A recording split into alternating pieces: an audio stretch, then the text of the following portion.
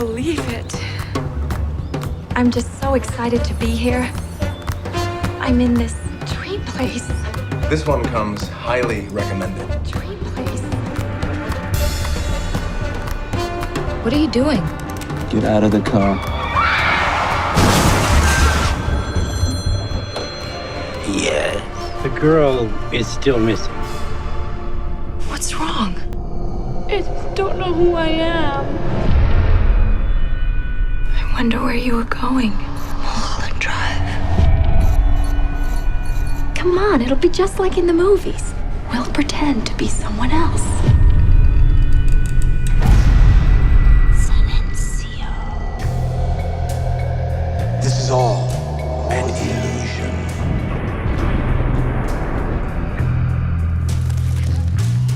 You want to know who you are, don't you?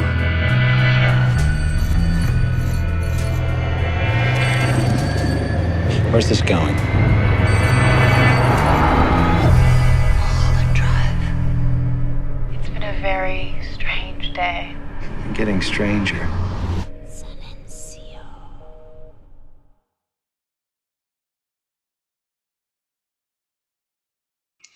Bueno, entonces, Erika, vamos a hablar de Mulholland Drive.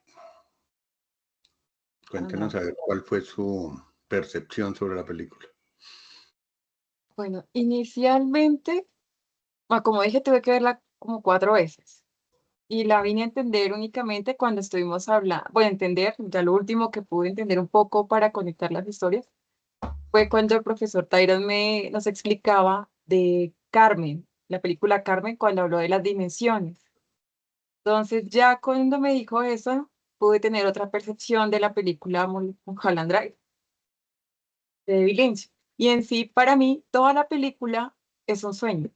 Y cuando uno duerme y tiene sueño, uno tiene varios sueños, pero nunca son coherentes. O sea, uno puede soñar en un momento una cosa, el otro al instante estar en otra, pero con los mismos personajes. Y eso fue lo que entendí con Mulholland Drive. En sí, desde el inicio, cuando uno mira el intro que suena una canción y hay 2 parejas bailando, pero en distintas posiciones, en distintos espacios, me parece que ya desde ahí está empezando a hablar de esas dimensiones, de diferentes formas que se pueden dar de las mismas personas. Ahí también en el intro aparecía la imagen de la protagonista, no recuerdo el nombre de los personajes, entonces los busco, la rubia de pelo corto, ella aparece ahí abrazando no, a los abuelos que la acompañan al aeropuerto, al inicio de ese intro, pero entonces las imágenes se ven un poquito distorsionadas. Luego es cuando entra la otra parte de la película, es cuando yo decía que esa es una dimensión para mí, esa primera dimensión.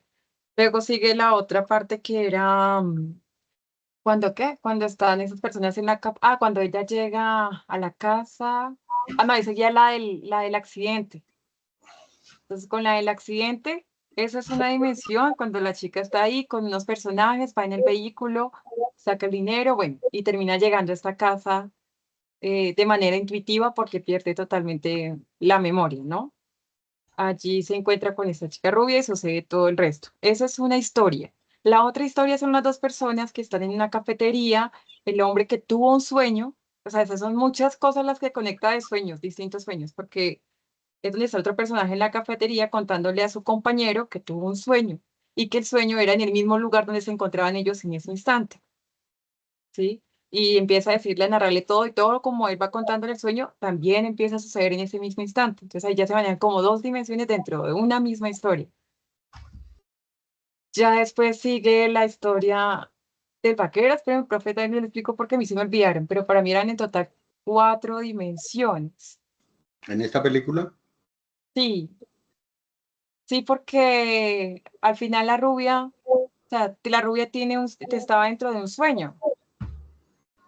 Bueno, en síntesis, ella estaba dentro de un sueño y dentro de ese sueño pues pasan esas historias. Espérame que me distraigo. Después ella despierta y empieza a suceder otra, cuando ya está con el cofre, destapa el cofre, ella despierta de un sueño y resulta que es el personaje de todo lo contrario en lo que estaba pasando en la primera historia. Y los personajes cambian también de lo que, del personaje o del papel que estaban haciendo, pero son los mismos personajes en el mismo lugar, pero es distinta historia. Entonces yo pienso que las dos historias, las dos dimensiones ahí se conectan para que el espectador tenga una idea de cómo podría realmente ser esa realidad, porque al igual son dos sueños en uno o hasta tres, porque la primera dimensión está en el intro. Entonces digamos que son tres historias distintas, pero las tres son dentro de un sueño, son tres dimensiones dentro de un sueño y el espectador es el que de acuerdo a ello, o sea, uno debe como imaginarse, pero ¿cuál será la realidad? Creo que es la pregunta que deja David Lynch con la película. ¿Cuál será la realidad de esos sueños? ¿Cómo serán en sí esos personajes? Es lo que, miren. Bien, Erika. Carlos, ¿nos quiere contar? Hola, buenas tardes, ¿cómo están? Sí, bueno, a mí debo decir que la película me resultó un poco enferma. ¿Un poco qué? Un poco enferma. Una película enferma a la que ya nos tiene acostumbrados la estética, pues, como de este director. Muy buena, muy buena. Yo la calificaré como buena. Yo lo que tengo para decir es relativo a que ella está cargada de simbolismos, ¿no? Hay mucho simbolismo en su narrativa. Coincido con la compañera cuando habla del onirismo o los sueños y como la pregunta por cuál es la realidad, ¿no? Yo tendría que decir que parece que en la película hubiera como una tendencia a explicar la realidad a través de los sueños y cómo los sueños pueden revelar simbólicamente cuestiones. No sé si el psicoanálisis ha indagado en cómo a través de los simbolismos el sueño puede revelar cosas de la realidad, pero yo creo que es más bien un asunto de surrealismo que de este tipo de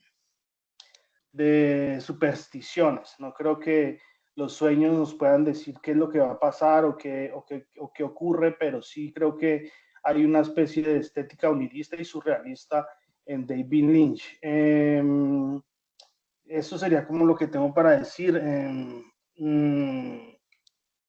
Hay también unas confusiones en cuanto a qué género es, ¿no? Como que parece que es una especie de mezcla a la que ya nos tiene acostumbrados David Lynch, por ejemplo, en series como Twin Peaks, donde uno no sabe si está viendo una película de terror, una serie de terror o una serie de cómica, mezcla los géneros. Entonces podría ser cine noir, podría ser un thriller psicológico, podría ser una película de horror. Yo quedé con la sensación cuando terminé de ver la película que era una especie de cine de horror. Entonces, sí, creo que está cargada de simbolismos. Por ejemplo, el tema de la caja parece ser una especie de caja de Pandora, pero según la estructura de la película parece ser una caja de Pandora, pero invertida, porque es a través del sueño como ella penetra a la realidad, como conoce la realidad a través de los sueños, y esa llave pues evidentemente se la ha permitido este personaje de Rita, que no sabemos muy bien si es un personaje real o un personaje ficticio del sueño, pues de la lógica de los sueños. Y ella es la que le permite, pues, digamos, acceder a esa parte de quién es, ¿no? Porque ella al principio, bueno, eso queda abierto, no sabemos quién es, al final no sabemos si ella descubre quién es, pero si la personaje que ha perdido la memoria sabe quién es al final, pero sí a través de los sueños hay una revelación, ¿no? Que nos indica que finalmente todo parece haber sido una historia de celos.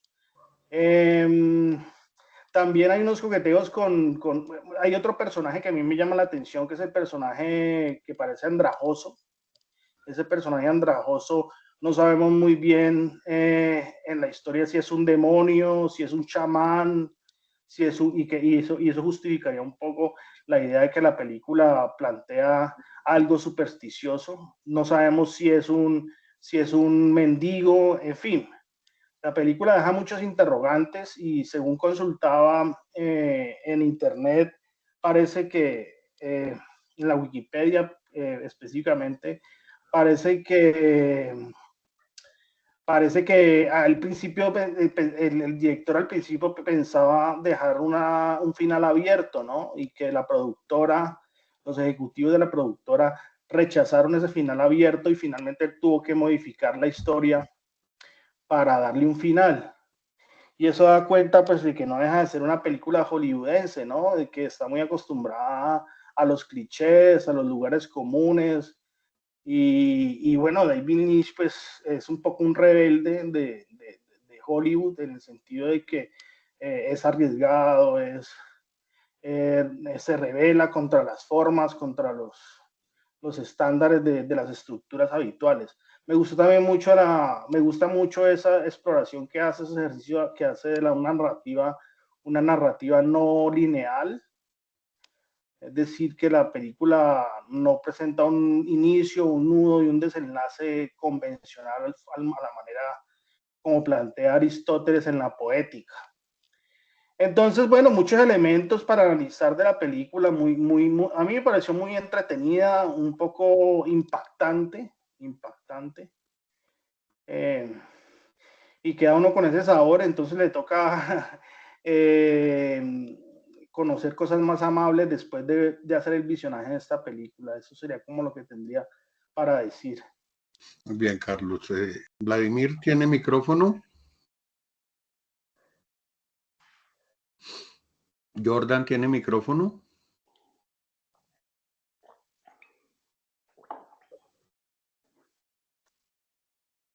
Bueno, si no tiene, por favor, me escriben en el chat.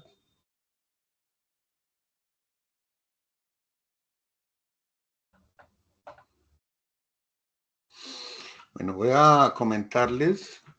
Hay una particularidad que a veces uno, precisamente en el ámbito del cine, lo que se hace es plantear la realidad una y otra vez. Lo vimos en la película anterior, pero de hecho en el ejercicio mismo de que exista el cine, de que existe el video, lo que se nos cuenta a través de eso es una forma de interpretar la realidad. El problema aquí, y siempre cada vez que amo una película, para mí es filosófico. Es Kant preguntándose quién soy. Es la primera, ¿quién soy? Es un problema de identidad. ¿Quién soy? ¿De dónde vengo? ¿Para dónde voy? ¿Qué puedo saber? ¿Qué puedo esperar? Si ustedes tienen, por ejemplo, esas preguntas claras de Kant, ¿quién soy? ¿De dónde vengo? ¿Para dónde voy? ¿Qué puedo esperar? ¿Qué puedo saber? Esas preguntas están ahí en esa película. ¿Quién soy? Porque recuerde, hay una confusión con respecto a las identidades que se nos presentan una y otra vez.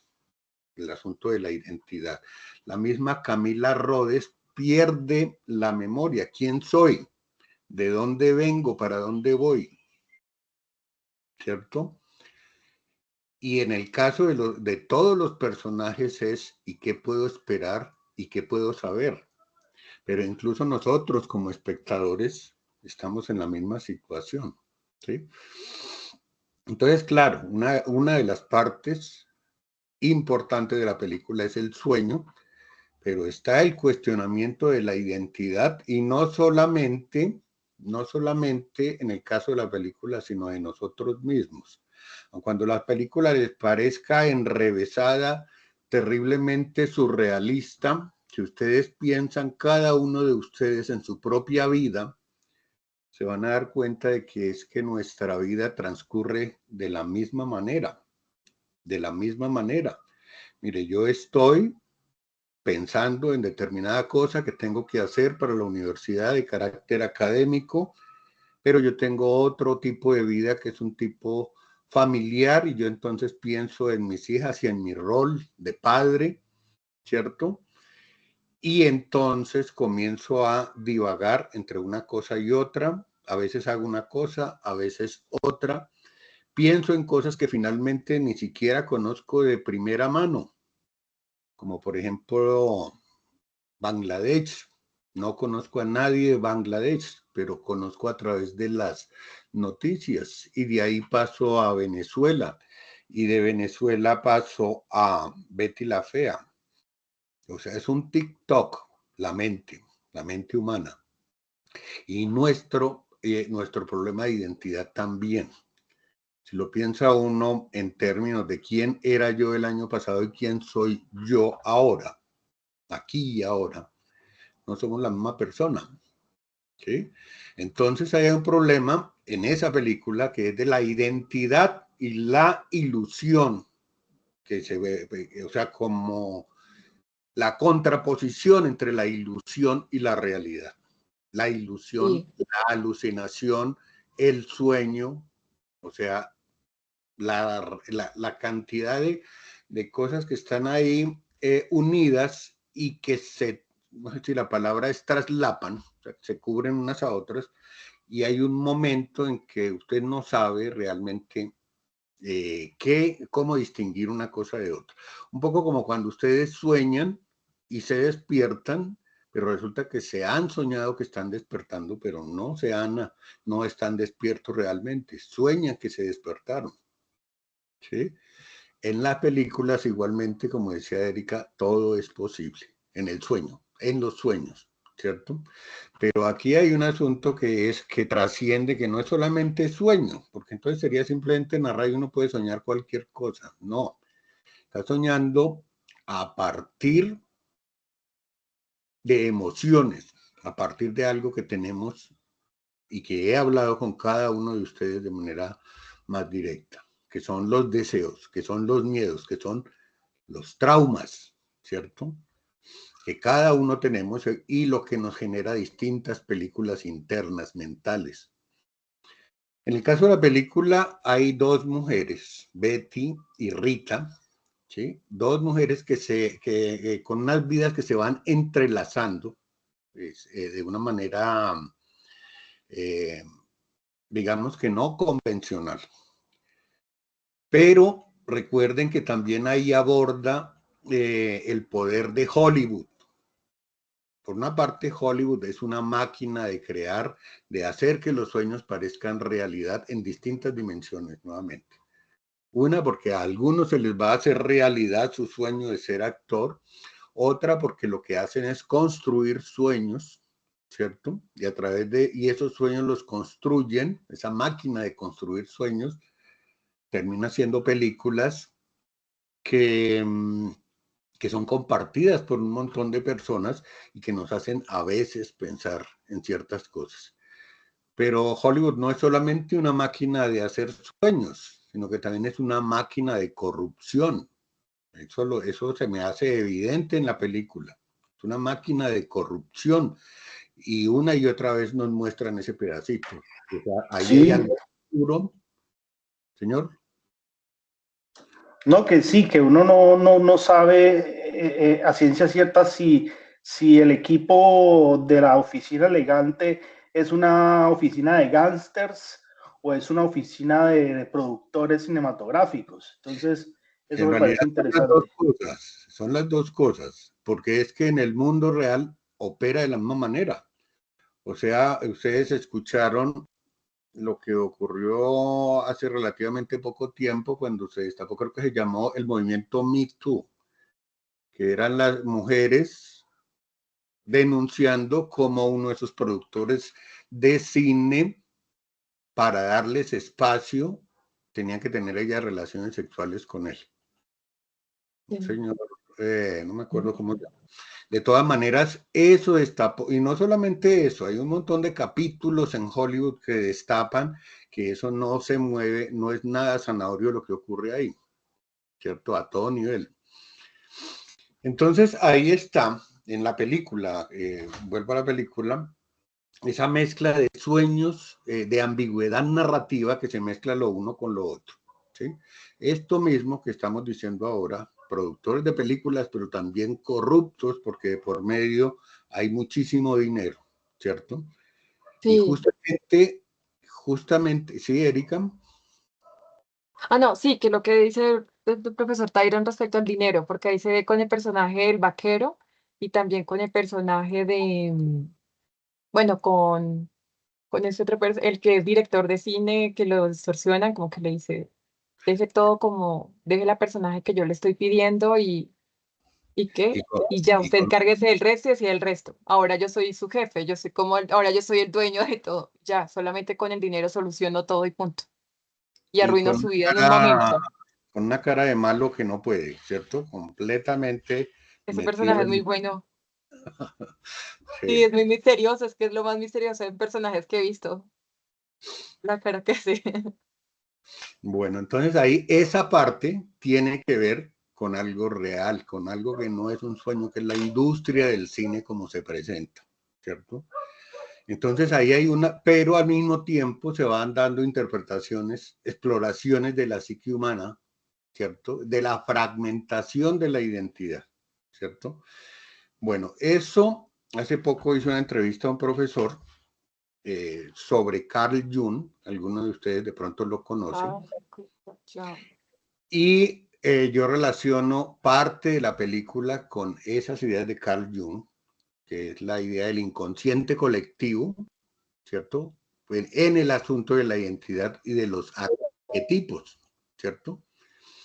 La película entonces se puede interpretar claramente en relación con esas ideas de Carl Jung, especialmente en esos puntos en los que uno lo pudiera conectar de una parte con el inconsciente colectivo y de otra parte con los arquetipos. Quisiera saber que todos saben qué es un arquetipo, ¿sí? Es No sé, importante, no ¿no? recuerdo, no recuerdo. No sé. Bueno, en Carl Jung esos arquetipos se refieren a un cierto papel que todos desempeñamos. Yo cuando estaba diciendo, en tal momento soy padre, ustedes inmediatamente entienden qué significa eso. Eso es un arquetipo, porque ustedes saben cuál es el rol de padre, cuál es el rol de profesor, cuál es el rol de un viejo, cuál es el rol de Ah, un médico, ¿sí? O sea, papeles que sí, uno desempeña como ser humano en sociedad, ¿sí? sí. Eso es lo que significa un arquetipo. Entonces, en el caso de Carl Jung, él explora unos patrones, unos símbolos universales. O sea que en cualquier parte usted ve al señor de bata blanca con un, se llama estetoscopio, me parece lo que se cuelgan los médicos acá, estetoscopio. Y todo, Fonendoscopio. ¿se llama El cómo? bueno, el fonendo es el de escuchar los ritmos, los latidos del corazón. Se colocan en las orejitas así para escucharlo. Fonendoscopio. Exacto. Y todo el mundo dice, un médico, ¿cierto? Una enfermera, un policía, un militar. O sea, la sola indumentaria le hace inmediatamente en todo el mundo reconocer cuál es el arquetipo, ¿cierto? Significa que esos arquetipos están en la psique humana, ¿cierto? Pero se nos manifiestan también en los sueños, se manifiestan en el arte y en este caso, pues en la película, en el cine. Entonces, esa película la podemos identificar como, o podemos identificar a esos personajes como que están representando arquetipos, ¿cierto? Por ejemplo, miren ustedes la dualidad entre Betty y Rita, que podría reflejar, que refleja de hecho el arquetipo de la sombra de Jung. Si Vladimir estuviera por acá, que él ha estado estudiando ese tema de la sombra, hemos estado hablando con él bastante, donde hay un aspecto oculto y reprimido, ¿cierto? Y se manifiesta de manera simbólica. Miren que la identidad la identidad es fragmentada en los personajes y uno la podría pensar desde el ámbito de Carl Jung como una lucha interna, ¿cierto? Entre el yo consciente y los aspectos reprimidos del yo. Entonces ahí hay, bueno, en eso estamos, coincidimos todos, hay una atmósfera onírica y surrealista, lo dijo Carlos, ¿cierto? De la película y eso encaja también con las ideas de Jung sobre los sueños, que es un lenguaje inconsciente, donde hay símbolos, hay situaciones, son representaciones simbólicas que uno las puede identificar con conflictos, ¿sí? Con deseos internos. David Lynch utiliza entonces esa lógica onírica para explorar esa complejidad de la identidad y de la psiquis humana, ¿cierto? Claro, él deja abierto también para que cada uno interprete como le parezca, pero ¿cómo es en la vida real? Cuando nosotros conocemos a las personas y nos movemos en sociedad, cada uno de nosotros está abierto a que se nos interprete, ¿cierto? En la medida que nos conocemos, nos interpretamos de distinta manera. Yo me hago una idea cómo es Vladimir, cómo es Erika, cómo es Carlos, cómo es Jordan, a partir de unos mínimos contactos que tenemos, que de hecho ninguno nos conocemos aquí personalmente, pero tenemos una idea, nos hacemos una idea que es completamente imaginaria, no es real, o sea, se mueve ahí en ese mundo. O sea, eso para que veamos que es que la película está más aterrizada en el mundo real de lo que podemos imaginar, sino que nosotros creemos, presumimos de una coherencia total en la existencia, pero no es cierto. Las incoherencias en nuestra vida se presentan a mañana, tarde y noche, ¿sí? Hay una idea también dentro de Carl Jung de que todo está en todo, ¿cierto? ¿Qué significa eso? Un hombre o una mujer,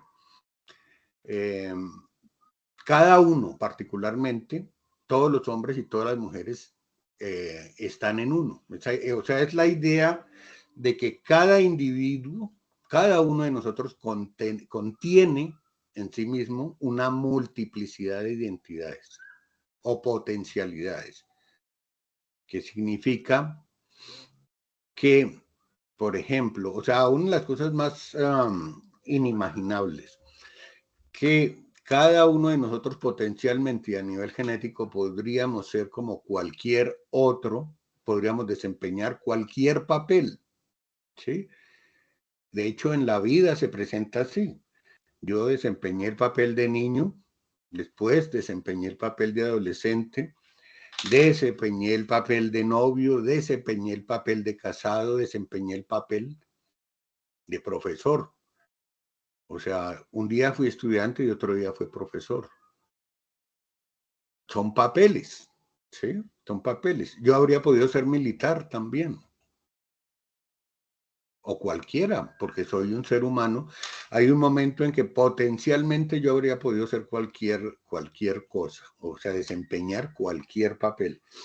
Y en el fondo soy capaz de entender el papel que tiene otro, pero a partir de una percepción que es imaginaria.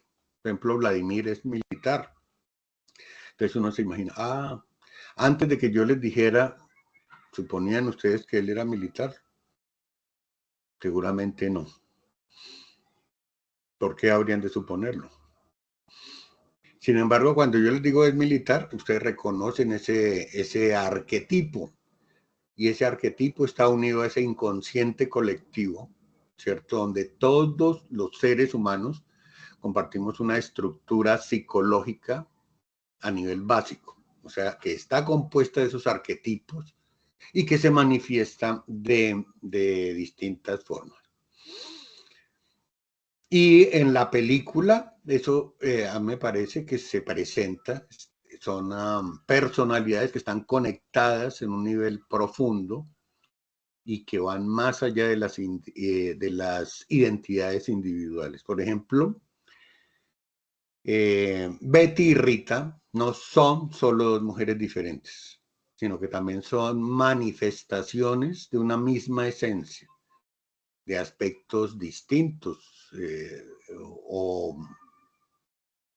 más bien que comparten, que no recuerdo, sí, que comparten una identidad. Creo que en la segunda parte se cambian de nombre, o una de ellas adopta eso, y uno dice, luego no era la mona, ahora es la de pelo negro, la que se llama así. Entonces, eso refleja una idea, la idea de que cada ser humano contiene múltiples facetas y potencialidades. Entonces, esa película nos muestra deseos, nos demuestra traumas, o sea, es algo que está, una interconexión que está a nivel profundo en los individuos. Y es un poco como eso que mencioné al principio, todo está en todos. Esa perspectiva de Jung entonces explora una identidad, algo, esa conexión que habría en el inconsciente colectivo, de manera que en esa película uno puede identificar a personajes que cumplen distintos papeles al mismo tiempo no, en el transcurso de la película. Miren ustedes, me gustaría que se hubieran fijado antes de que comience la película. En el inicio de la película hay algo que se hace evidente, y es que los bailarines se van convirtiendo en siluetas, ¿cierto? Todos siguen haciendo todas esas siluetas, todos van haciendo lo mismo. Pero al mismo tiempo, esas siluetas son reemplazadas por otros bailarines que se vuelven reales, ¿cierto? O sea, hay una secuencia inicial donde los bailarines se transforman en siluetas, ¿cierto? Están bailando, se transforman en siluetas, y después son reemplazados por otros bailarines. O sea, van rotando. En primer plano aparecen los bailarines principales, pero van siendo desplazados y aparecen los otros, van turnándose el espacio.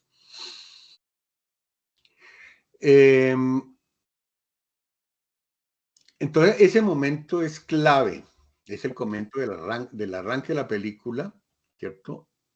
Y ahí está dándole, sí, el tono surrealista para sugerir que hay temas más profundos, pero también, atención, la disolución de la identidad individual, ¿cierto? O sea, la idea de que todos compartimos una esencia en común. Piensen ustedes, de pronto nosotros estamos muy especializados en distinguirnos unos a otros. Entonces, esta es la cara de Erika, esta es la cara de Vladimir, la de Carlos, la mía, y no nos cuesta trabajo distinguirnos. Piensen ustedes en los leones, las leonas, en los lobos, en los animales en general, o si se quiere, lo quiero complicar más, en los insectos, en los zancudos, para distinguir uno de otro. ¿Y qué más da si uno muere? Que hay más que lo reemplazan y que son exactamente iguales. ¿Sí? Entonces, es una representación visual de la noción de que la identidad no es fija, ¿cierto? Hay algo que puede cambiar, mezclarse y ser sustituido, y sin embargo, en el fondo, son lo mismo, ¿sí? Es decir, ahí nos habla de una individualidad que es efímera. Está siendo el personaje principal y de un momento a otro se convierte en silueta. Es una imagen que yo vi en una película también, no recuerdo ahora cómo es. Estamos vivos y de un momento a otro simplemente morimos y otro nos reemplaza. Ese que reemplaza también vive, nace, crece, reproduce, muere, y otro nos reemplaza. Y da lo mismo. Para la idea misma de vida da lo mismo. Entonces, todos los personajes aquí en esa parte, comienzo de la película, son intercambiables, ¿cierto? ¿Por qué? Porque cada uno de ellos, y en realidad todos, hacen parte de una coreografía mucho más grande. Yo le diría, en el ámbito de la filosofía, la coreografía de la vida, a la que no le importa la individualidad, nuestros pequeños problemas, sino que la danza continúe. Entonces ahí hay también una transición de lo real a lo irreal, ¿cierto? ¿Qué es lo real? y qué es una proyección de nuestra psique a partir de esa película. Nosotros llevamos desde la idea de Jung ese arquetipo, digamos que a nivel genético lo decimos también. Todos llevamos, o sea, cómo nos distinguimos como seres humanos del resto de animales. A nivel genético tenemos una información determinada que nos ubica como seres humanos, ¿cierto? No como antropoides, por ejemplo. Bueno, y sin embargo, miren ustedes lo que les decía al principio, hay una idea también de una construcción de identidad que es temporal, que es reemplazable, que es transformable, ¿cierto? Entonces estos bailarines no son solo individuos, sino que son partes de un todo, ¿sí? O sea, ahí estoy metiéndome un poco con un discurso metafísico, pero me parece que es válida esa comparación. Y la siguiente parte, eso es solamente contando antes de que comience la película. La película comienza con la sonrisa de los viejitos, ¿cierto? Erika dice que eran los tíos, yo no me acuerdo que fueran tíos de ella. No, Me los parece- tíos no. No eran tíos. Le acompañaban al inicio en el aeropuerto, pero también cuando está el intro donde están bailando, ella aparece con ellos.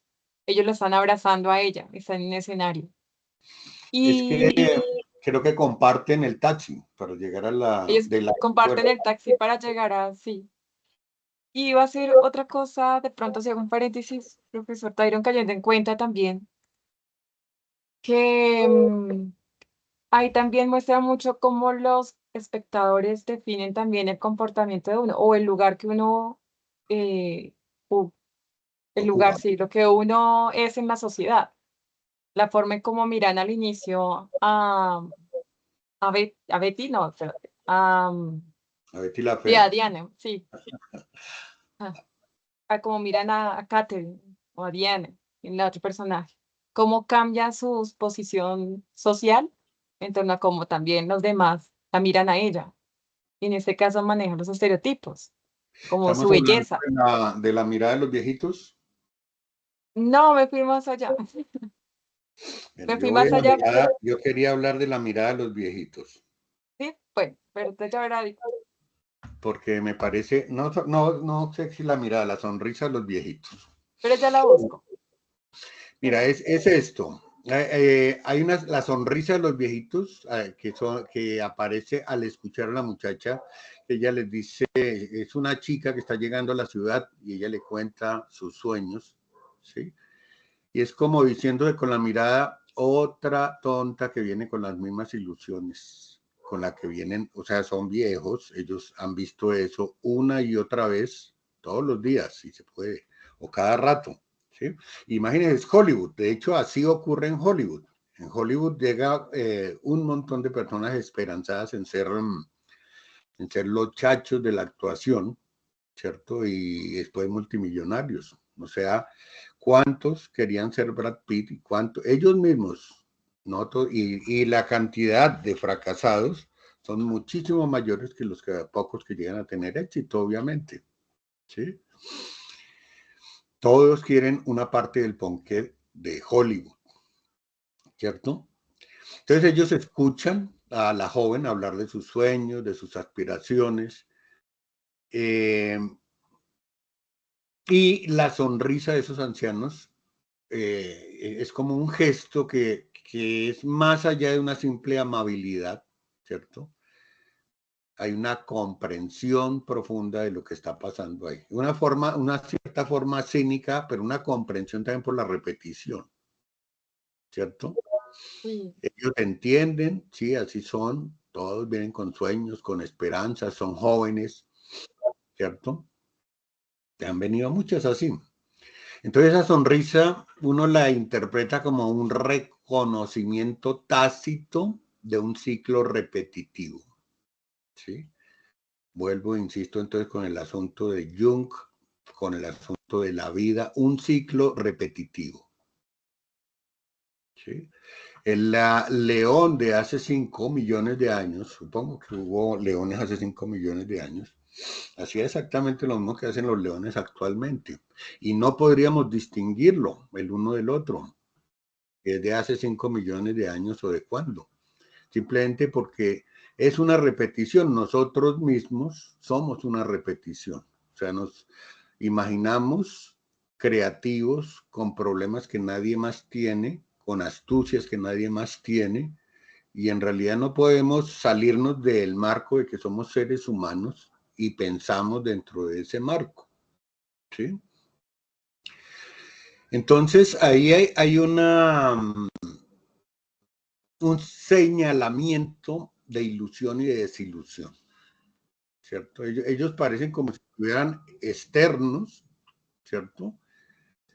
Pero que están conscientes de la naturaleza cíclica de esas aspiraciones.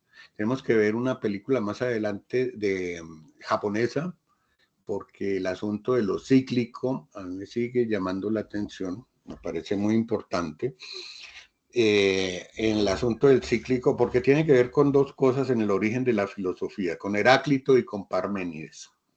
Heráclito sostiene que todo se mueve, que nada permanece igual. Y sin embargo, Parménides dice exactamente lo contrario, no hay movimiento, todo es ilusorio. ¿Sí? El asunto parece que se moviera, pero en realidad no se mueve nada, todo sigue siendo igual. ¿Sí?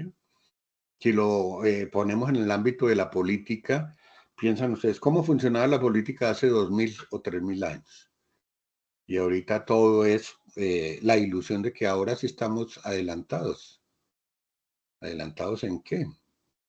Si más o menos terminan funcionando las cosas de una manera muy parecida, ¿cierto? Y si lo mira uno entre más tiempo, pues no es una manera muy parecida, sino realmente igual. Entonces todo eso que parece movimiento es efímero, es engañoso, porque no se da sino como un ciclo de repetición. Y eso es, la sonrisa de los ancianos es una especie también de compasión, ¿cierto? Un reconocimiento en silencio, porque ellos no van a desencantar a la muchacha diciéndole, no, esto es tiempo perdido, aquí han venido. No, ellos no dicen nada. No dicen nada, solamente lo ven. Ya lo han visto muchas veces. Miren que en la segunda parte de la película hay una traslocación de personajes, de nombres, ¿sí? Y se juega ahí con la similitud física de varias muchachas que son rubias. Yo cuando la vi la primera vez dije, pero esta no era la que estaba haciendo, tengo más dificultad en reconocerlas. Después me di cuenta que eran muchachas que se parecían, pero que no eran la misma. Que una de ellas es la que está, pues la principal, que es Betty. La otra que es la camarera, y hay una que muere. Hay una que muere. Y la que canta, yo no sé si es la que gana finalmente, no, la que ganan no es. La última que canta en el, ¿cómo se llama eso? Cuando le dan el espacio a los, me olvidó la palabra, a los cantantes, que se presentan varios grupos. La última, la mona. Bueno, ahí aparecen, todas tienen el mismo corte, todas son rubias, todas son blancas, ¿cierto? Entonces, eso es un elemento importante ahí, porque ese elemento va a contribuir, de hecho, a la complejidad y a la ambigüedad, justamente con lo que les dije al principio, con ese juego de identidades, ¿cierto? Con esa fragmentación del yo, con ese problema de la naturaleza ilusoria de la realidad, ¿cierto? Que son además temas centrales en esa película. Esa confusión de identidades entre mujeres rubias, ¿cierto? Que nos señala de hecho la idea de que en Hollywood y además así es, en Hollywood las personas son fácilmente intercambiables. Tienen ideas, identidades y roles que se superponen y se confunden, como en el comienzo de la película, el asunto del baile, no es distinto. ¿Sí? Hay cualquiera de esas rubias podría hacer cualquiera de esos papeles. E incluso pueden sacar a cualquiera de ellas a que haga el papel de cualquiera de la otra, ¿cierto? En la segunda parte de la película, de hecho, eso es lo que vemos. Pero además está el hecho de que estamos hablando de la industria cinematográfica, en donde, eso lo hemos visto desde hace mucho tiempo en Hollywood en particular, es necesario ajustarse a un cierto molde específico del ideal de éxito y de belleza estandarizado. ¿Sí?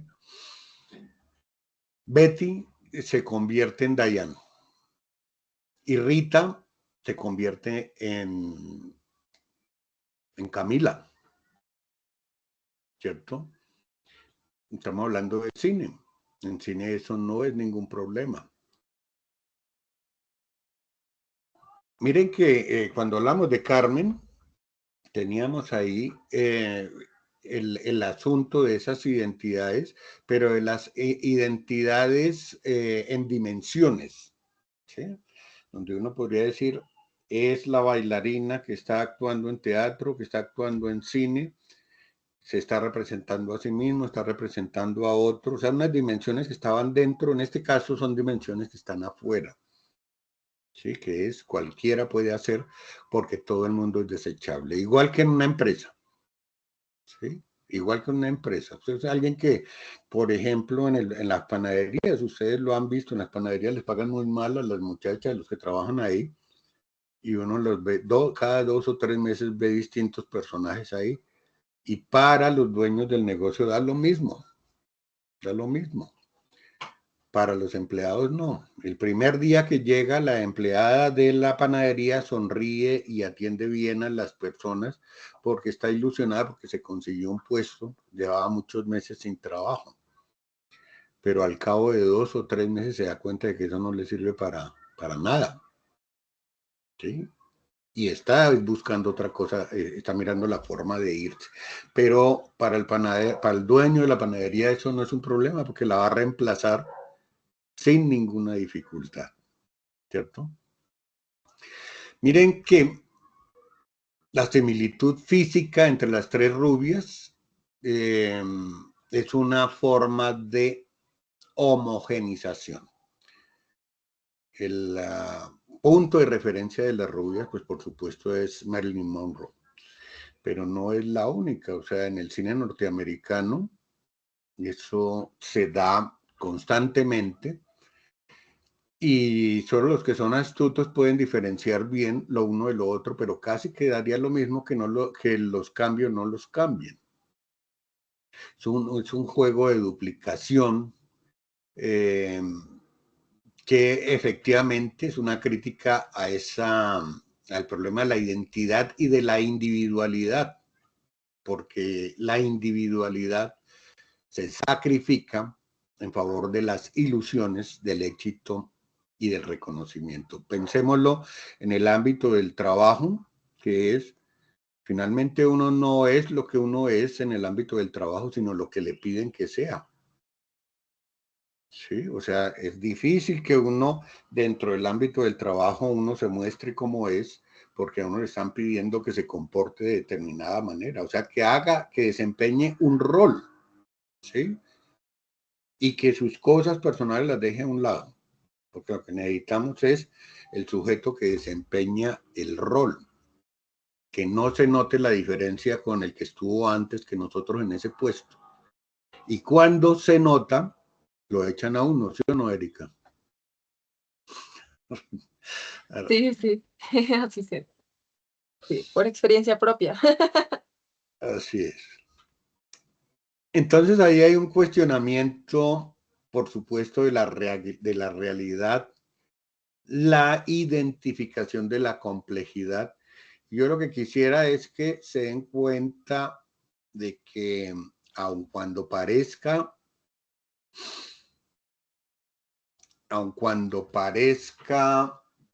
muy surrealista la película, realmente nos está hablando de nuestra película, ¿sí? Pero sin embargo también nos cuestiona la realidad que nosotros vivimos. Pensémoslo en ámbito del trabajo nuevamente, ¿cierto? Nosotros nos identificamos metidos en una empresa determinada, una empresa que hace botones, lo que quiera que se haga. Y uno se mete ahí, ¿sí? Y uno cree que eso es importante. Y uno cree que ahí es donde está su vida porque ahí le dan la plata para sobrevivir, ¿sí? Pero resulta que de un momento a otro, usted se queda sin ese trabajo y descubre que no era tan importante. Y que usted realmente está solo, sin ese acompañamiento que uno cree que tiene mientras está trabajando. El acompañamiento de los jefes no es cierto. El acompañamiento de los amigos no es cierto. En el trabajo usted está completamente solo. No hay banda. No hay banda. ¿Cierto? Esa parte a mí me parece increíble. Esta es la parte en la que Rebeca del Río canta una canción que es, no sé qué les pareció a ustedes, pero cuando yo la escuché la primera vez, eso me entraba el corazón. Hermosa. O sea, Llorando. todas las canciones que hay ahí me parecen muy chéveres, pero la de ella en particular me parece muy, como digo yo, muy emocional. Le llega a uno. Rebeca del Río. Además, está todo el concierto de lo que sea. Pero es importante que veamos eso de no hay banda. Miren, Sí. detrás a uno se le olvida a veces cuando la película es muy buena y los actores son muy buenos, uno se le olvida que eso es falso. ¿Cierto? Sí. Recuerda que en Carmen nos ocurría al verla, uno se olvida un poco y se confunde, ¿eso es lo que está sintiendo o eso es lo que tiene que hacer en su papel ahí, en lo que está representando? ¿Sí? Y se le olvida que realmente eso que está haciendo es lo que tiene que hacer, porque esa es una película. A mí se me olvidó decir en esa película del Carmen que no podemos olvidar que es un ensayo, pero que lo que se produce, lo que se nos muestra, finalmente, como producto final, es el ensayo. ¿Sí? No, nosotros no vemos un estreno de eso que están practicando ahí. Todo es un ensayo.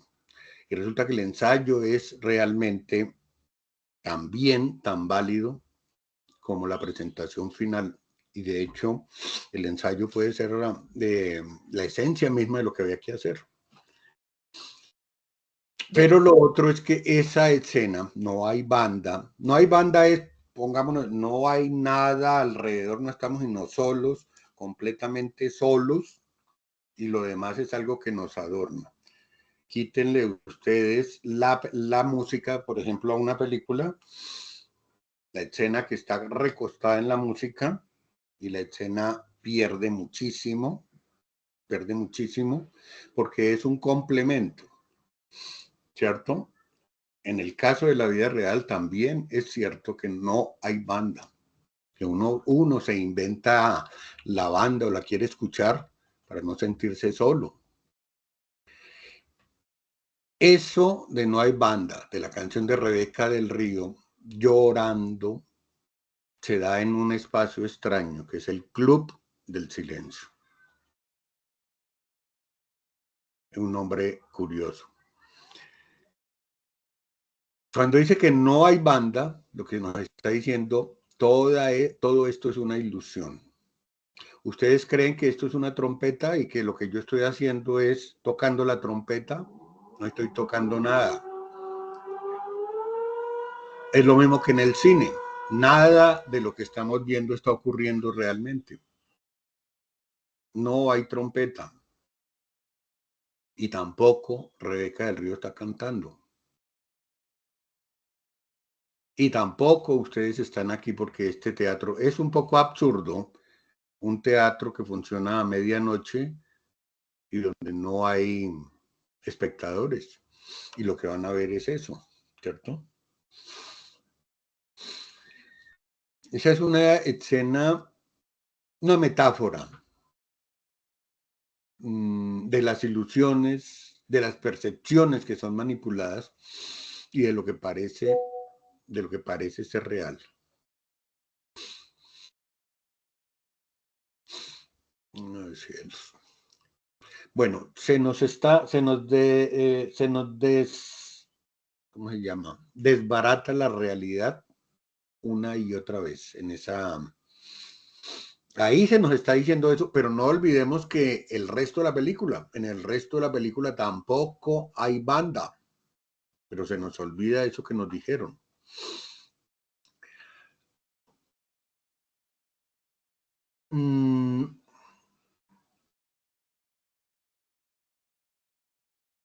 Nada es lo que parece. Que me está escribiendo aquí alguien y me ha distraído un poco del ritmo del asunto. Bueno, eso es de todas maneras, es una declaración del poder del cine. De hecho, toda la película se da en torno también de ese asunto del cine. Hay un director, una película, está Hollywood, todo se da alrededor de eso también. Y no podemos olvidar entonces que estamos en medio de la ficción contándonos algo de manera ficticia, mezclándolo además con sueños y con alucinaciones, porque es que el mismo cine también es eso, ¿cierto? El cine tiene la capacidad de hacer, cuando la película es buena, que esas ilusiones se sientan reales. Y sucede incluso cuando somos conscientes de que esas ilusiones son fabricadas.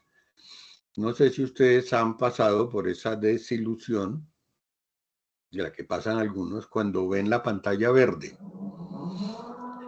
¿Cómo hicieron la película? Y Me está resulta... entrecortando, profesor Tyron, lo escucho entrecortado. No sé si los compañeros también. Que pasa que aquí están haciendo ruido también están utilizando una fresa. ¿Ahí me están escuchando bien? Sí, señor, sí se ¿Tú lo escucha bien, escuchas? profe. Solo es como un taladro al fondo, sí, pero se escucha bien, profe. Escucho entrecortado, yo escucho entrecortado. Bueno, hay una tensión entre la realidad y la ilusión. Sí, ahí está la esta. A ver si que no hablan ustedes mientras ellos paran. Carlos, ayúdeme mientras este señor se deja de sonar. No, estaba pensando en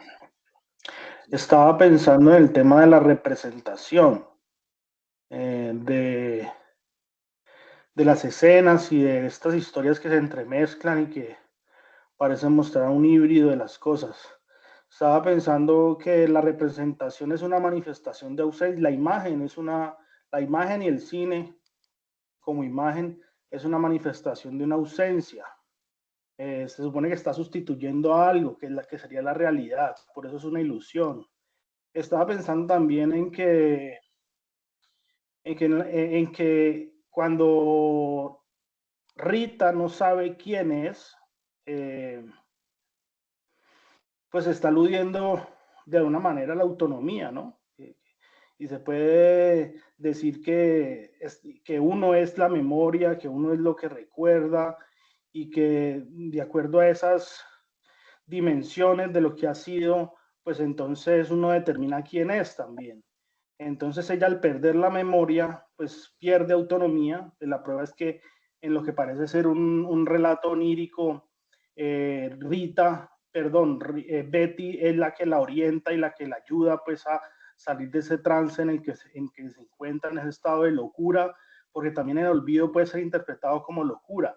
Entonces, al ocurrir esto, pues tiene la suerte, Rita, de que Betty es una buena persona, ¿no? Es una persona, una muchacha ingenua, como decía el profesor, que busca triunfar en Hollywood. Entre otras cosas, hay una alusión a una película que se llama, no sé si la han visto, se llama Sunset Boulevard, una película donde participa una gloria del cine norteamericano.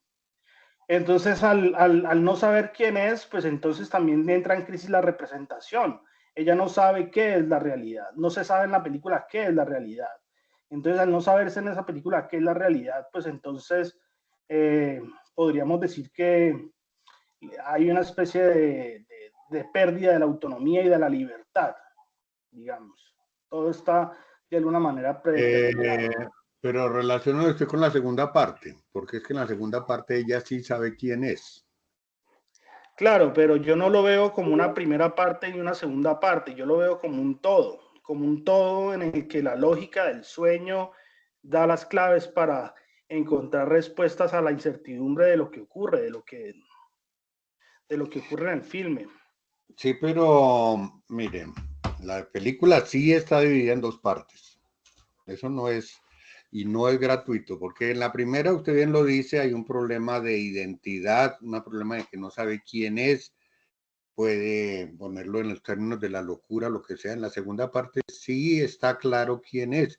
Y mire que y cuál es el problema de un actor, en principio, que está desempeñando un papel. ¿Qué papel juego yo en esta película? En esta que estoy haciendo. Recién entro yo a un trabajo. ¿Qué papel es el que juego yo acá? Me tienen que decir qué es lo que hago, qué es lo que tengo que hacer ahí. ¿Y yo qué hago, profe? Ahora voy a hablar con usted y usted me va a decir que vamos a hablar de lo de la edición de audio. Y usted me va a decir qué es lo que voy a hacer, profe. ¿Sí? O sea, al principio usted no sabe. Y es qué papel voy a jugar yo ahí. ¿Sí? Un problema, por ejemplo, del ámbito de la adolescencia es qué es lo que tengo que hacer con mi vida. ¿Qué es lo que tengo que hacer? Como si hasta ese momento él descubriera que no es nadie que le dice, todo el mundo le dice, tiene que ser alguien. Tiene que ser alguien. ¿Qué significa ser alguien? O sea, como si uno tiene que destacar, tiene que triunfar, tiene que tener esto y aquello para que le reconozcan que es alguien. E incluso un insulto es, en Estados Unidos es un perdedor. Es un don nadie. Acá es un don nadie. ¿Cierto? Por eso yo insisto en el asunto de la identidad. De la identidad desdoblada en el ámbito del cine también. Desdoblada en el ámbito de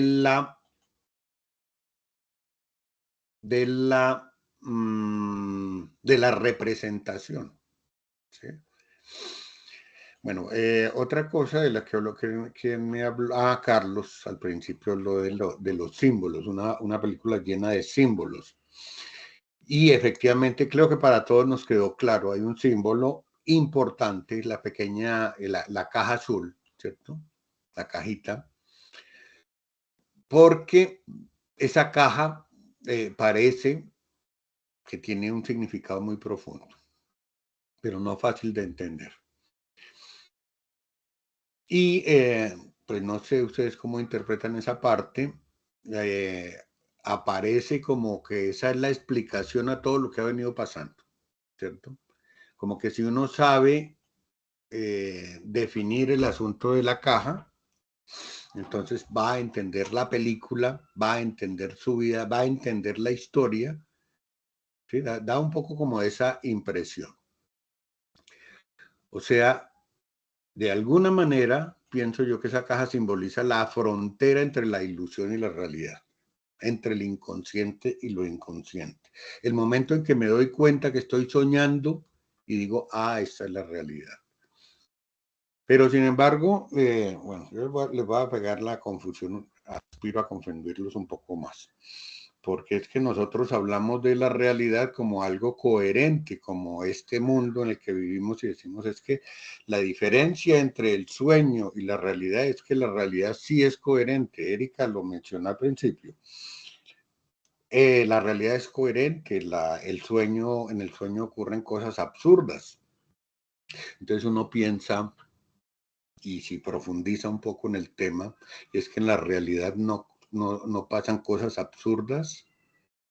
O sea, uno mira, por ejemplo, quiénes son los gobernantes, cuáles son las pretensiones de esos gobernantes, lo que sucede en el mundo en general, ¿sí? Y entonces eso sí nos parece coherente. Por ejemplo, los asesinatos que se dan en la selva del Darién, las violaciones que se dan todos los días, los secuestros que se dan todos los días de mujeres para ser esclavizadas en Europa, eso sí nos parece coherente. Eso sí es coherente. ¿Cómo va a ser eso coherente? El hecho de que nosotros le digamos democracia a escoger a alguien para que haga lo que le dé la gana a espaldas de nosotros, los individuos que le escogimos. Eso nos parece coherente. Y piensen ustedes en muchas de esas cosas que decimos coherentes, porque es coherente. ¿Por qué va a ser eso coherente? Ahora, todo lo que... Hay una frase que dice, la realidad supera la ficción. Y ciertamente nos encontramos con capítulos de la realidad que uno no puede creer que sean ciertos. Un muchacho de 14 años mata, creo que son noticias de ayer tal vez, aquí en Suba, por allá donde usted vive, Erika, un muchacho que mata al papá, mata al No, no papá, sé esa noticia. mata a una niña de 7 años que es la hermanita y no alcanza a matar a la mamá. Eso nos parece coherente. Unos desalmados violan a una niña de 14 años y después la matan por allá en la selva del Darién, antier, y eso nos parece coherente. O sea, solamente miren las noticias y me dicen que eso es, todas esas cosas que ocurren ahí, eso sí es coherente y no como los sueños, ¿sí? Porque ese problema que aparece en la película también nosotros lo sentimos. Nosotros somos personajes psíquicos que más de una vez nos preguntamos sobre la coherencia. Decimos, pero es que esto es absurdo, este mundo es absurdo. O sea, no creamos que es que en el mundo de la vigilia, ahí sí ocurre todo lo que debiera ocurrir. Y el problema entonces es que cuando usted se da cuenta de que el mundo es absurdo, entonces hay un poco de gente que le dice, usted está loco, tiene que hacerse ver del psiquiatra. ¿Por qué? Porque no está viendo una realidad normal. O sea, el psiquiatra tiene que normalizarlo, tiene que medicarlo para que usted vea la realidad como es y no como la está viendo ahora. La realidad es ese espacio de ficción que se produce por falta de drogas, porque entonces necesitas las drogas para ver la realidad como es, ¿cierto?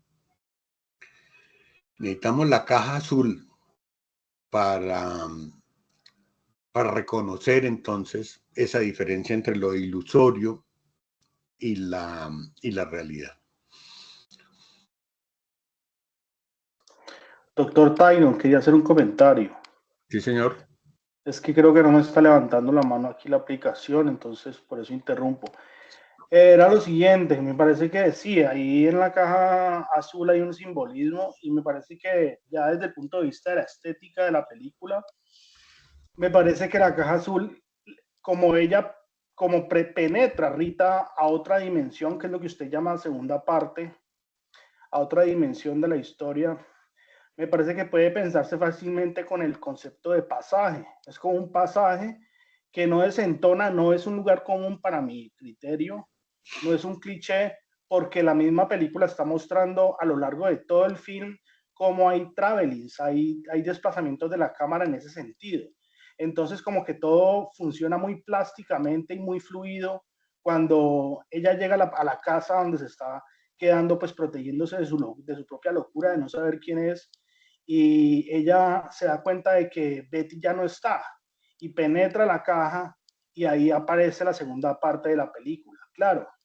Entonces me parece que ahí no habría como, porque podría ser interpretado como un cliché, eso de la caja, como una forma facilona de ingresar al universo de la realidad, por decirlo así. Me parece que es totalmente coherente con la dinámica plástica de la película. Bueno, lo que yo le digo la segunda parte es simplemente porque Camila Rhodes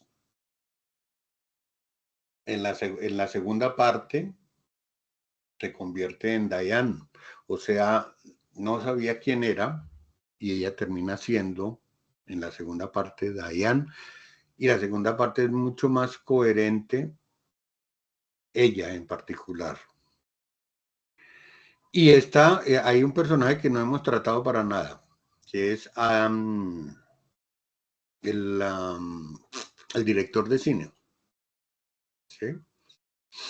Porque él también se ve involucrado en un tema de dificultad para comportarse dentro de su rol. Tiene también una vida familiar, ¿cierto? Tiene una pareja, la pareja se la está jugando, él descubre lo que está sucediendo ayer, pero además él cree en un momento dado, al principio de la película, que él es autónomo, que él puede hacer lo que él quiere, que va a hacer lo que él quiere. Pero el transcurrir de la película le va a demostrar que no, que realmente él puede ganarse los aplausos si quiere, pero él realmente está cumpliendo la función de muñeco para los otros, que es, nosotros necesitamos que haga esto y aquello, esta película. Uno piensa generalmente en el ámbito del arte en este caso, pero también en los ámbitos políticos, pues ese es el curso que yo trabajo, el de filosofía política.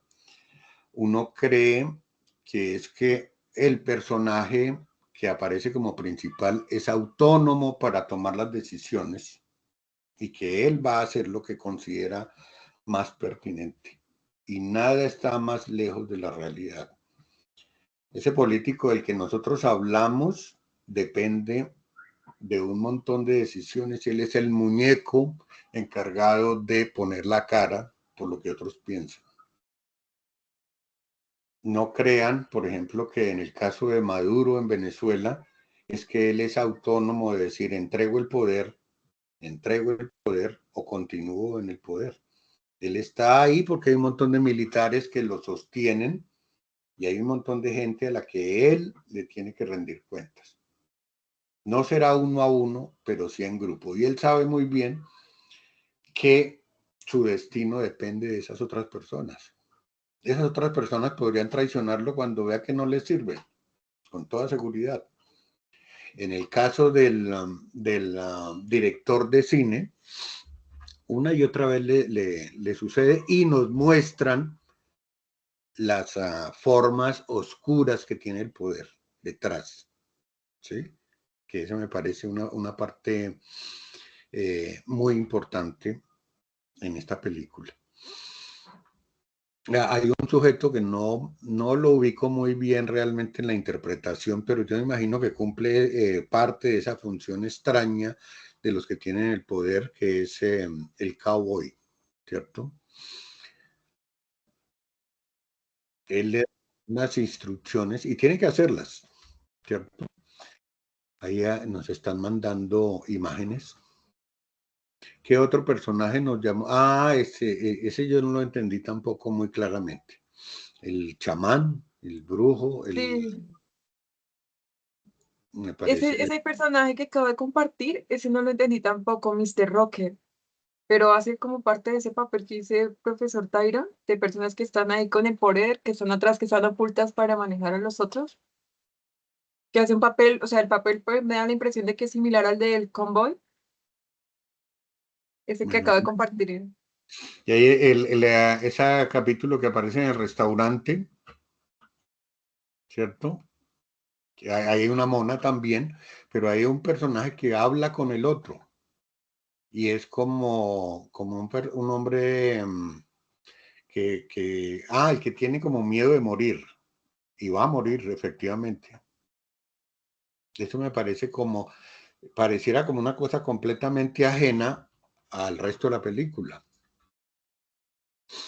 No le vi yo cómo involucrarlo con el resto del discurso. Sin embargo, dentro de lo que yo estoy contando, sí lo pienso, que es, pues cuántas cosas ocurren en nuestro espacio, ajenos a mi discurso, que están ocurriendo en el mismo espacio, pero que no tienen nada que ver directamente con mi vida, como lo que ahora pasa en la panadería o en el apartamento de arriba o en el parqueadero. Están ocurriendo ahí en el mismo espacio de manera simultánea, ¿sí? Pero no tiene nada que ver conmigo. O sea, estamos dentro del mismo mundo y sin embargo no tenemos claridad con respecto a eso de la línea de la realidad y la fantasía sobre la existencia en particular, ¿cierto? Bueno, yo creo que ya no tengo más que comentarles, pero me hubiera gustado. Jordan, ¿no tiene micrófono? No me ha dicho nada. Profe, buenas tardes. Sí está el micrófono. El tema de mi profe, y es lo chistoso, es que yo no alcancé a ver la película, sin embargo, sí quería participar en el conversatorio, pues asistiendo, escuchándolos a ustedes. Y hay a priori un montón de ideas ahí que me llaman muchísimo la atención en términos de lo ontológico, de la lógica y también de la antropología. Y es ese tema del principio de identidad, el tema de qué es lo que somos, a partir de qué somos, si la identidad es algo que puede fluctuar, si es algo que va cambiando, que es una visión muy posmoderna, o si más bien es algo que es y sin lo cual no somos, al estilo, por ejemplo, de la filosofía metafísica realista aristotélica.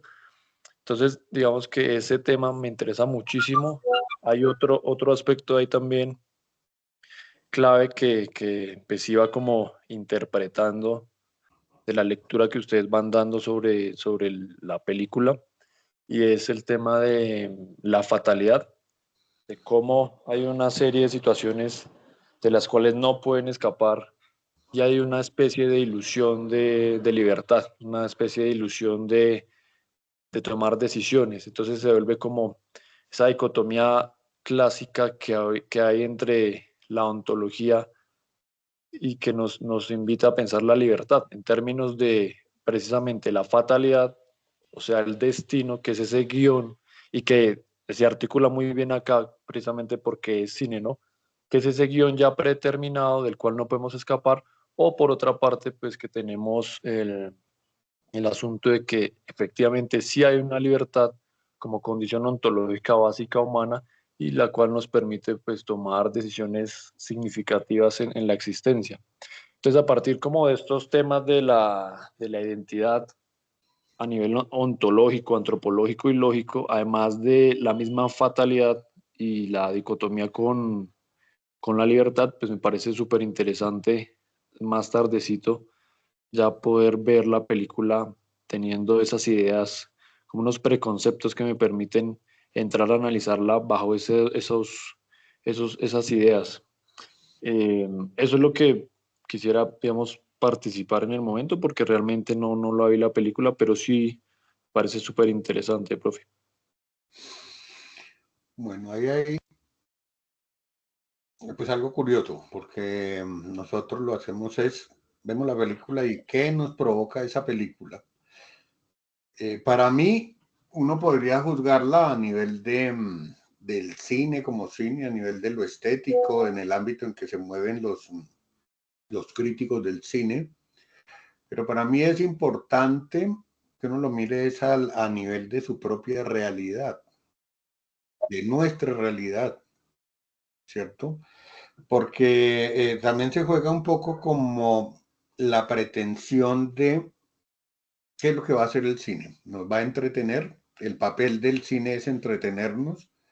El papel del cine es mostrarnos cosas bonitas para que nosotros la pasemos bien por un rato. ¿De dónde sacan sus historias el cine?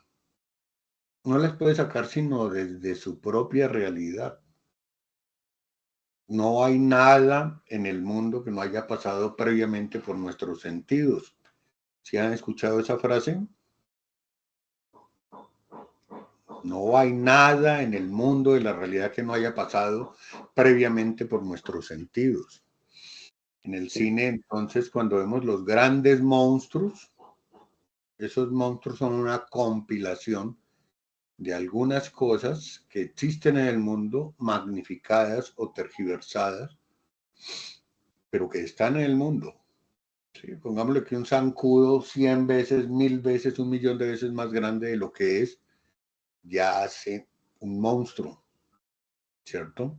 Para los seres humanos. Hay algo también, ahora que recuerdo, hay un manto rojo en el escenario del club de la, iba a decir del club de la pelea. ¿Ustedes vieron el club de la pelea? Sí, señor. Sí, señor, hace muchísimo. Bueno, esa yo Igualmente. pienso que yo también hace muchísimo, pero la vamos a volver a ver. ¿Carlos la vio? No, no, señor. Bueno, una novedad para usted. Es una buena película y tiene mucho de lo que podríamos hablar ahí. Yo pienso que en la siguiente ocasión podría ser esa película, El Club de la Pelea. En este caso estamos en el Club del Silencio. Hay un manto rojo. Hay una cortina que pienso separa la realidad de la ilusión. ¿Qué es lo que ocurre detrás de esa cortina? De hecho, detrás de esa cortina es que nosotros vamos a ver quién está produciendo la música,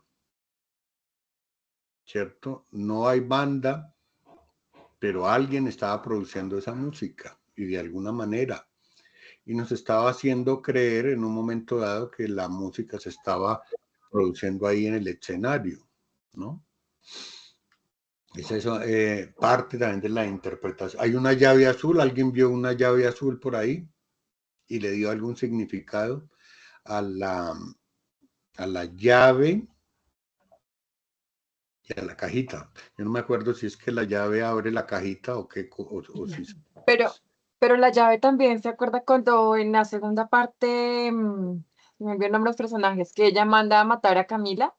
Con ese tipo, el tipo le dice que le entrega la llave, que cuando le aparezca la llave azul allá en su apartamento es porque ya ha hecho el trabajo. Entonces Ajá. es cuando aparece la toma de la llave nuevamente. Es lo que Y me hay, recuerda. hay una parte también ahí a propósito de eso. Hay una mujer muerta en una habitación, en un apartamento, donde se supone que debía estar una persona, pero esta es otra. Y Esa, hay dos, es- ¿sí? Esa es la primera parte que es la misma habitación y la misma cama en la que está durmiendo Diane o ¿cómo es que se llama? Bueno, o Betty, ¿no? Pero en esa, o sea, es como la misma habitación, entran a la misma casa, pero resulta que en esta casa es donde ella vive. En la primera parte veo que ella, cuando entran las dos y ven a una persona ahí muerta, una mujer muerta y su cara totalmente desfigurada. Pero ya en la segunda parte es la misma, el mismo lugar, la misma habitación y en la que aparece en esa habitación durmiendo es Betty, ¿Quién y es descubre, donde se suicida. quién descubre el cadáver y cuando mira la cara, quién es? Ahí está desconfigurada. En la primera Rita y parte, Betty. ¿Cómo? Rita y Betty descubren el cadáver. sí, ¿Y En quién una es el escena cadáver? cuando han llegado al barrio buscando a una tal Diane que puede tener relación con Rita. Entonces llegan sí. al barrio y cuando llegan al barrio consultan a una vecina y han intercambiado apartamento. Entonces van y Betty convence a Rita de que entren por la ventana y ahí descubren el cadáver de lo que es sujeto a interpretación. Sí, ¿quién murió realmente ahí? ¿Por qué murió? ¿Por qué ellas descubren? ¿Qué es lo que descubren realmente? Porque como la película está llena de símbolos, ¿cierto? Es que miro aquí las fotos, yo no las había visto, todas las cosas que han dicho acá en el chat. ¿Cuál es? Ya busco Uy, esa parte. Erika nos metió aquí todas las fotos. Sí, pues es que conforme iba hablando para recordar, pero si quieres ya busco la parte porque tengo aquí la película también abierta y voy buscando la imagen porque pues a mí me parece que es una conexión con la primera y segunda parte. En esa parte cuando encuentran a la persona muerta es la misma parte donde Betty también en la segunda parte se suicida. Entonces es como también un manejo del tiempo, ¿no? No hay como temporalidad en ese aspecto porque podría ser la misma Betty, pero en la primera historia después de que ella estaba muerta. O sea, son muchas cosas. Uno podría verla también así, ¿no? Sí, Un porque poco ahí como... no he mirado el tema del tiempo en esa película.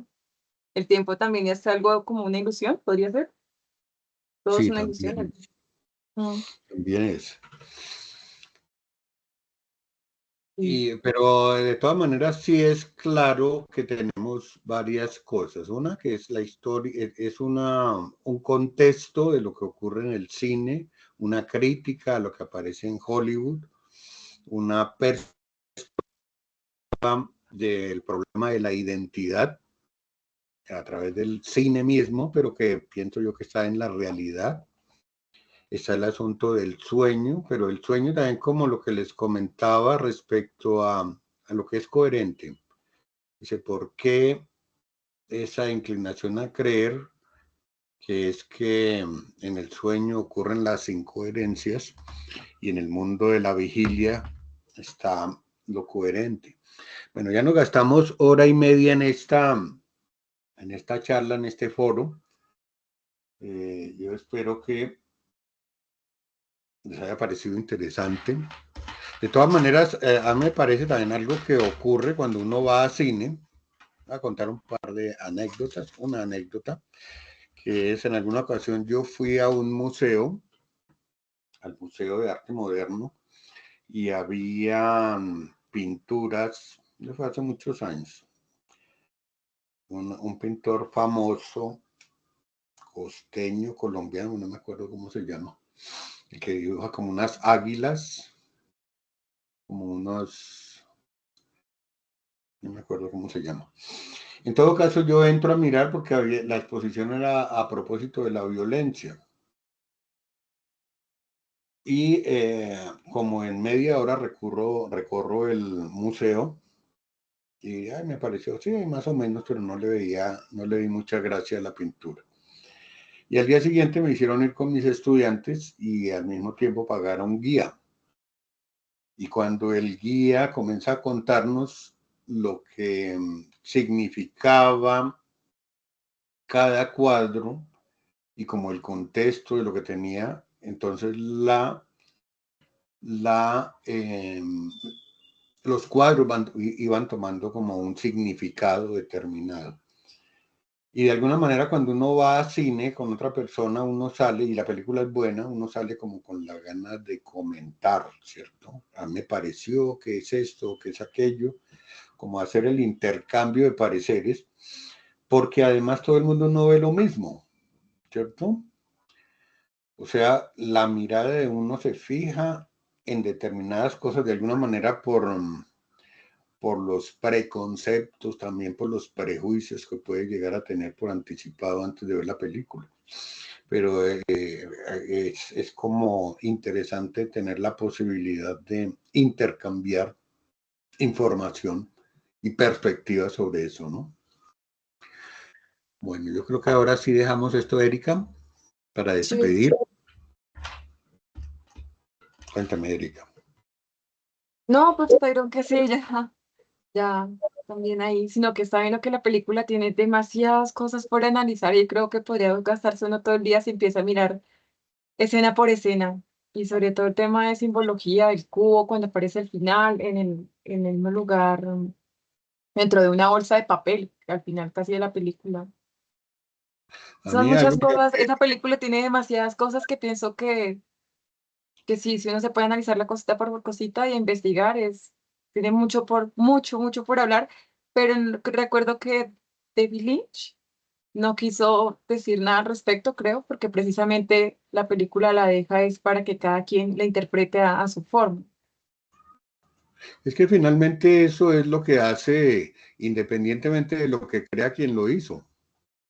O Sí. sea, la gente pone la interpretación, porque es parte del discurso. Una cosa es lo que yo digo y otra la que me entienden. No siempre es lo mismo, ¿no? Sí, exacto. Pues Bueno, toda una dejamos. obra de arte, Señora, toda una obra de arte. es que no vamos a ver sino obras de arte, porque ¿para qué perdemos el tiempo viendo malas películas? Sí, Bueno, Carlos, Vladimir, Jordan y Erika, gracias por la compañía. Nos vemos en 8 días si se puede. sí, profe Tyron, perfecto. Entonces, A ustedes las ahí yo gracias, profe. solamente. Gracias a todos. Saludos, buen día. Saludos a todos. Gracias, profesor Tyron. Gracias, compañeros. Gracias a todos. Chao, buen día, que estén muy bien. Chao.